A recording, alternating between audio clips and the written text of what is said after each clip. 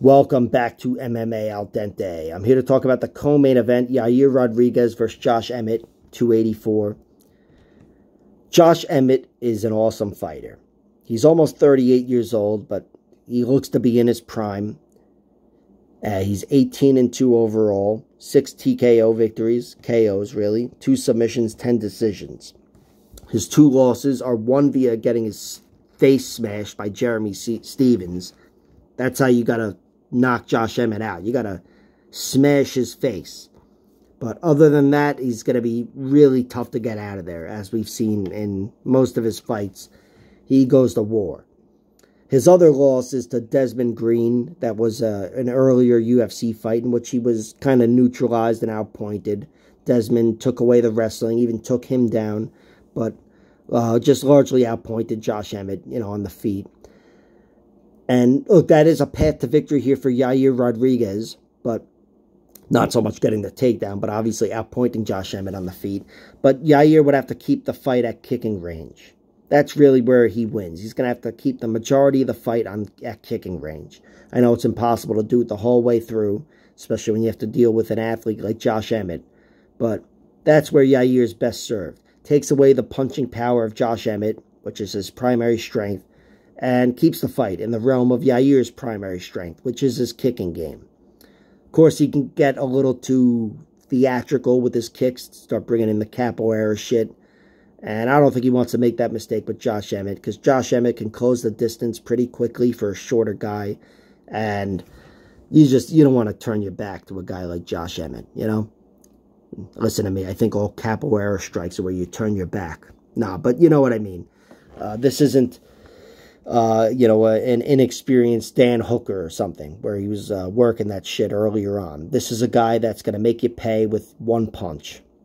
Josh Emmett, he's only got a few knockouts, but his power is what wins him the decisions as well, He's a guy where if he's able to if you throw down with Josh Emmett, you have an exchange and neither one of you gets hurt, Josh Emmett won the exchange in the eyes of the judges because they see how hard he punches. So you either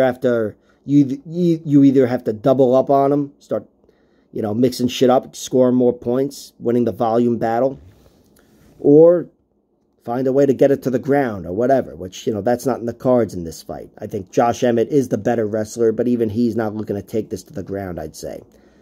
It would behoove him to do so, especially countering some low kicks or whatever.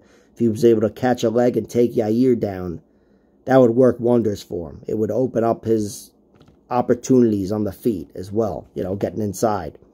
But still, I think Yair Rodriguez is, he's a guy that I dismissed earlier on as a guy with maybe weaker cardio, and he doesn't have weaker cardio.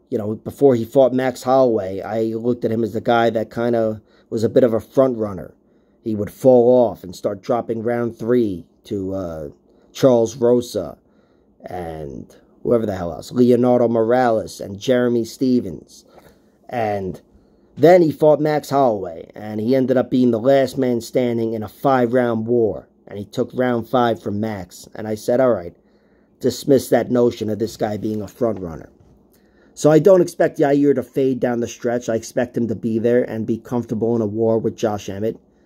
I'm thinking this goes the distance, and I'm finding myself siding with Josh Emmett. I think Josh Emmett's going to crash into Yair, counter well, and win the fight with his hands, getting into punching range.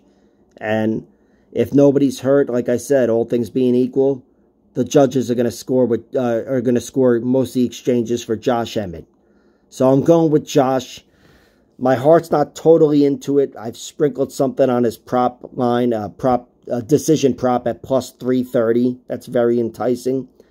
But really, I'm staying away from this one altogether. No parlays, no money line bets, because I really respect Yair Rodriguez, and it wouldn't surprise me if he won.